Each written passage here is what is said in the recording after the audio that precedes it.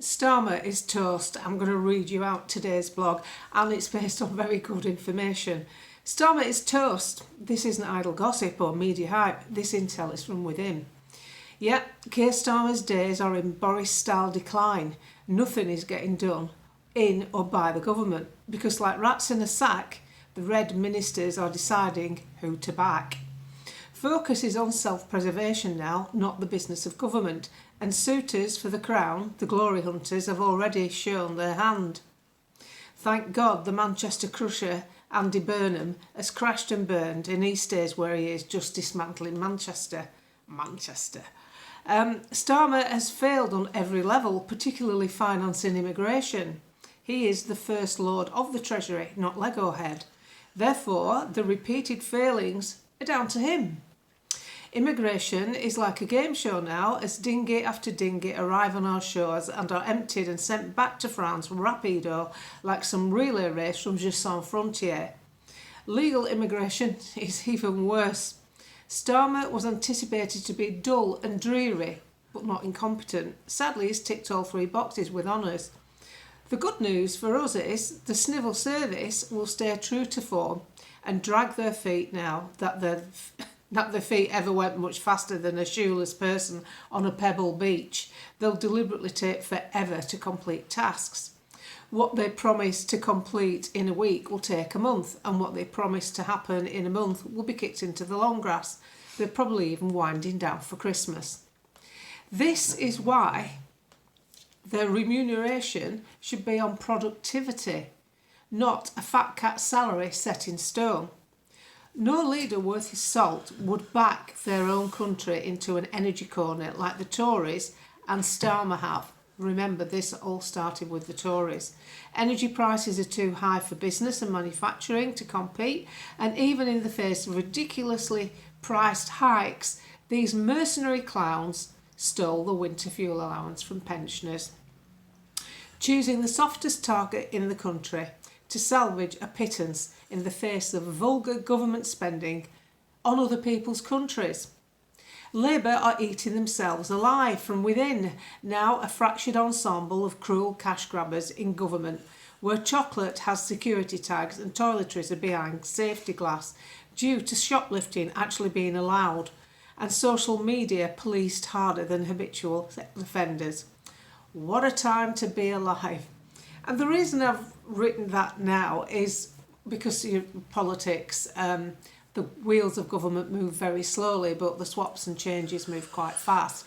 And I would anticipate that sometime, I would think before the next council elections, there'll be a shift.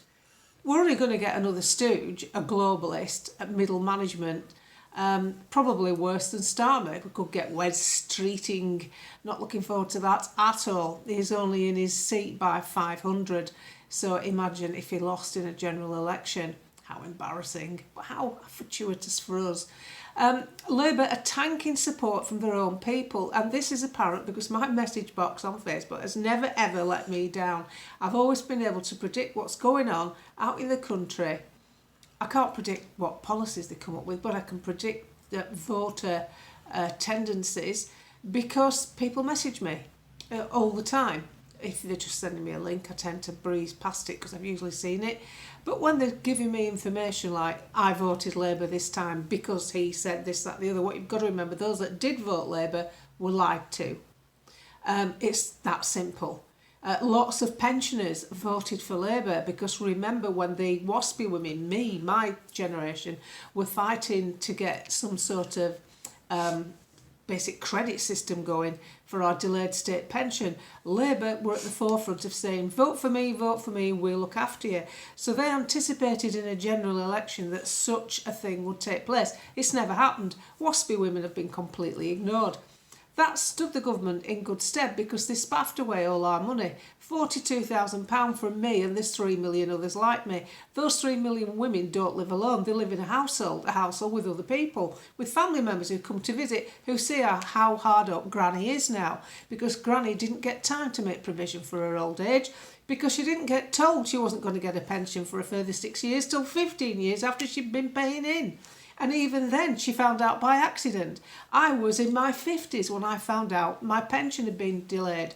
Other women will vouch for that. They didn't. Imagine a government, an outfit that has all your names and addresses through the Department of Work and Pensions and doesn't bother to actually send everyone a letter to say the pension was delayed. That's how thoughtless they are.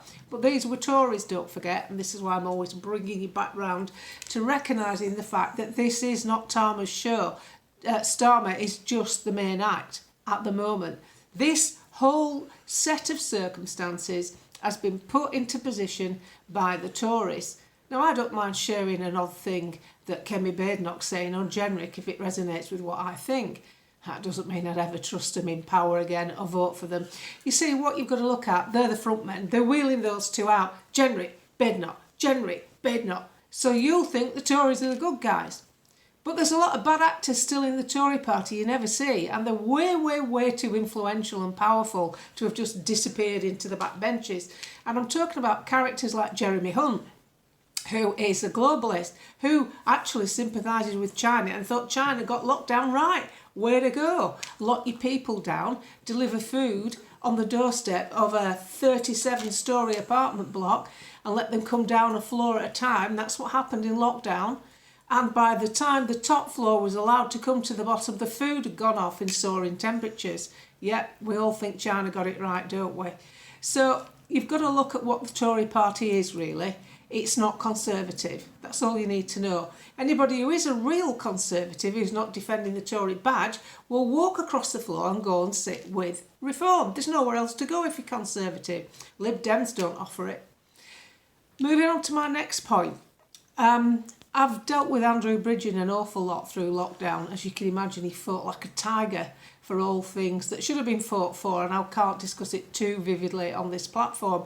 But Andrew was what I would call a complete warrior. Unfortunately, the topic that he defended and outlined and brought to the table isn't the sort of topic to get your votes at a general election. 67 million people in the country, allegedly, more like 77. And most of them queued up to get new medication without question. So you don't go to the polls telling people like that they might have got it wrong. That would be a bad move. It's completely different campaigning to win an election or become a serious party to what it is once you're in power, in a seat, doing your constituency work. Now, I believe if Andrew had concentrated more on his constituency work, he'd have probably kept his seat. But unfortunately, he'd left the Tories by then. His seat was a Tory stronghold. Lots and lots of people with private pensions wanted to see a Tory badge because they trusted it then. They don't trust it now. So times have changed, but the sad thing is I think where Andrew's letting himself down at the moment is his attacks on Reform, because I don't agree with him. But I'm allowed to not agree. I'm a public commentator, I'm not a politician, and I'm not a member of any parties, and I've never joined them. So I see it from a distance. Now, it's all right pointing out problems, but if you don't point out possible solutions, you're only drawing attention to bad news. We can all do that. What I see is a possible solution. Contrary to what's being said, I do not see Reform or Nigel Farage as controlled opposition. Your controlled opposition is right before your very eyes. It's in Westminster. It's the Lib Dems, the SNP, it's the Independents, it's the Tory party now. They're the controlled opposition. Now, what we've got to face is the hard reality that actually this country lost. It lost the facility to be a country, to be a nation. It was handed over by the Tory party to a darker force they knew would be worse. And the people who support, call it corporate communism, are in number 10. That's a given. His first guests were Larry Fink and Bill Gates. That tells you all you need to know. He's already told Emily Maitlis in an interview he prefers to deal with Davos than Westminster. That means he wants to bypass the electorate because Westminster is the house that represents the electorate. That's us. He's already told you he prefers Davos. What does Davos do? It's a trade show, basically, for the movers and shakers of the world, the big corporations, the influencers, and the governments. So we know where we stand with Starmer. We've already lost the country to this. And then we have a figurehead king who is also the head of our constitutional parliament, who is weft through and through, and so is his son. You'll get no reprise from Prince William, who's in cahoots with Jacinda Ardern with the Earthshot programme. He is the WEF agenda through and through too, unfortunately. So if you've got a country that's got a king and a prime minister and his cabinet that are following a globalist agenda, why oh why would you need to create a character called Nigel Farage to give us something to vote for, something to hope for? Why would you want to give us any hope at all? You see, where I disagree with what Andrew is saying and what other commentators are saying is this. They won last election with a very low turnout, but a huge majority. The majority won't happen again. But if people are despairing and have no hope, the low turnout would perpetuate. That would happen again. Because people like me would, if Nigel Farage hadn't come back, I wouldn't be going to the polls to vote for any of these comedians. I'd probably be licking my wounds somewhere, wondering if I could survive better in another country. But we've got hope in Nigel Farage. The last thing these globalists want is to give you and me any hope at all. You see, when people have hope, they have a willingness to fight. They have something to fight for because they can see a light at the end of the tunnel. They can see change. They can see possibility to turn this around. If you've got people despairing, which is what happened in the last election, people didn't turn out because they'd had enough.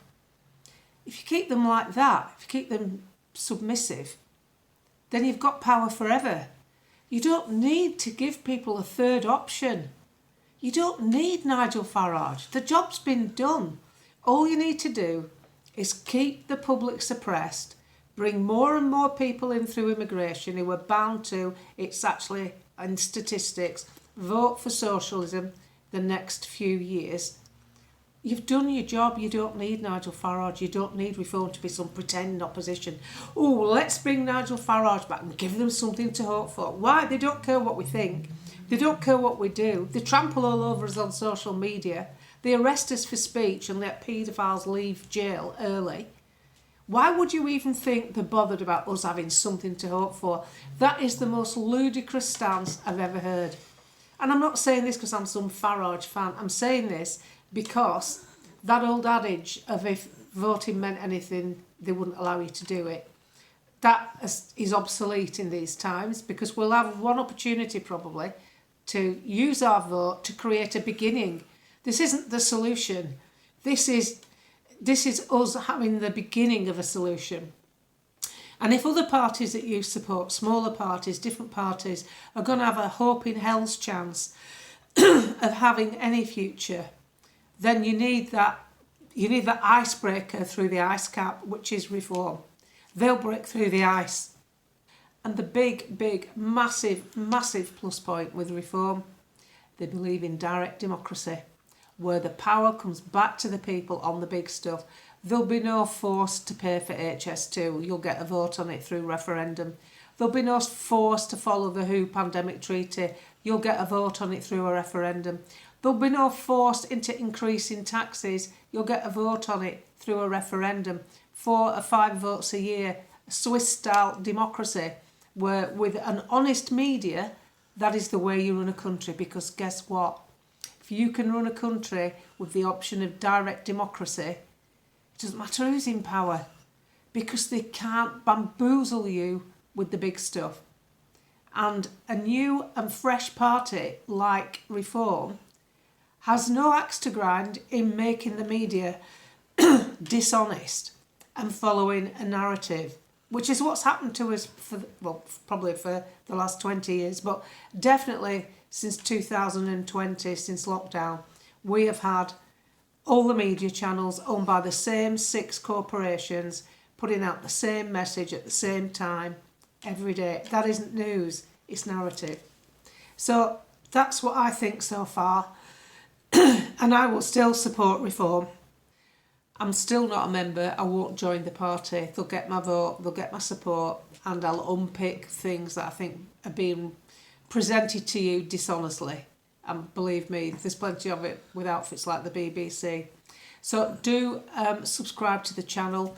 If you ring that bell thing, which means you get alerted when I put a video out, I only usually do one a day, you'll probably be able to enter the podcast, not podcast, is it? You'll probably be able to access this podcast, it makes me laugh that, without having to watch them two bloody ads in the beginning.